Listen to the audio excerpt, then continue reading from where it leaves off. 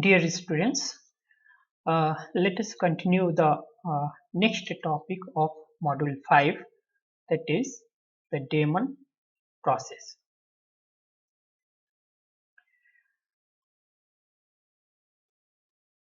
So, the next this is the second chapter of this module, that is the Damon process. In this video, we will be studying three things: Damon process, Damon characteristics, and how to code. What is the coding rule for Damon process? So let us continue with the Damon process. What is the Damon process? See, whenever we run a system, whenever we switch on the system, a lot of processes will be running on the background.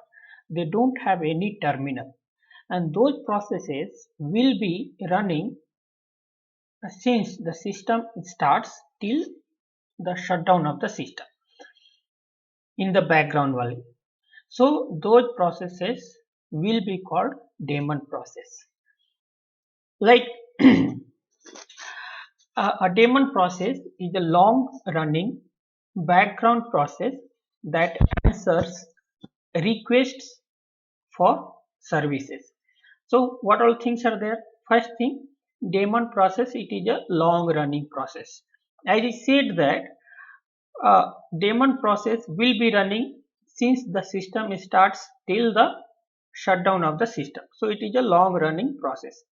Next one, I said that Damon processes will be running in the background. So it is called background process. And what is its a functionality? It answers request of services. If anybody requests for some services, so it answers those services. Next one, the daemons are processes that live for long time. As I said in the first line only, it is a long running. So daemons will be the processes which will live for long time. They are often started when the system is bootstrapped. That which I also said here. When it will start when the system bootstrapped, and terminal only when the system is shut down. And when it gets shut down, when it get terminated, when the system gets shut down. Some examples include, for example, the different daemon processes. We have inetd, httpd, nfsd, sshd, named, and lpd. These are the few daemon processes. Whenever Unix system we start, operating system will be running. Okay, at the front end anything you can see, but background lot of processes will be running. So those processes will be called daemon processes. In those background running process, these are the few processes listed out here. If you want to see in your system what all daemon processes are running, we can use this command ps minus axj. So ps, we know that this is a command which lists out all the processes running currently. So ps minus a x j. Now if you run this command, you will get the output like that. So here uid, so this is the root, user id root, then pid, process id, it is a 1 2 3 6. So these are the process id of the processes. What is the process name? This is the for sbin init command, its user id is root and process id is 1, and ppid, parent process id, it is 0. Then pgid, process group id is 1. Then session id is 1. Again tty is nothing but terminal. So terminal, it is a question mark, means there is no terminal here. And command has been init. So init is also kind of a daemon process. So here another user id is root. So same user has created so many processes. So all these commands are nothing but the processes running, and you can see that here a terminal is question mark for all this. So means there is no terminal. So all those processes will be called daemon process for which there is no terminal. So daemon process cannot be there in the error message. Neither it will be there in from input standard input, not it can be put in the standard output. Okay, it will be always running in the background, so there will be no terminal here. So that's why at TTY it is a question mark, it is written here. Next is characteristics of the daemon.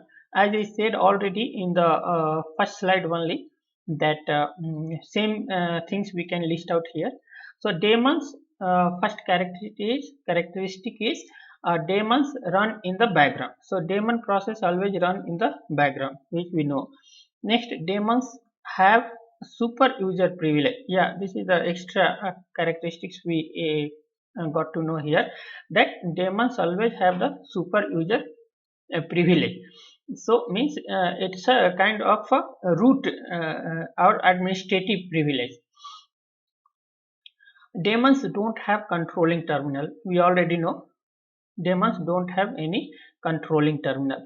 Another, daemons are session and group leaders. This is another thing we came to know, that daemons are only the session leader as well as group leaders. Let us how to code the coding rules. So for a daemon process, any process, how it will be daemon process, how you can code, there are some rules we have to follow to make a process a daemon process. If you follow these rules, then only that process will become a daemon process. So what those rules are there? First rule, call fork and have the parent exit.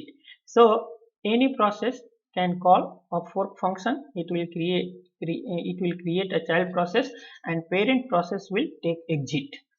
So by doing this, what will happen? This does several things. First, if the daemon was started as a simple shell command, having the parent terminate makes the shell think that the command is done. So if the parent terminates, the shell, what it will think? It will think that command has also done. Second, the child inherits the process group ID. So here child will inherit the, as we know that every child process will inherit some properties or some features of the parent process. So here child process will inherit the process group ID of the parent process, but gets a new process, and child process will also get a new process ID. So the child process will have a new process ID, and it will also have another process group ID. So there are new process ID, the process ID is not matching with the process group ID. So in this case, child process will not become a group leader.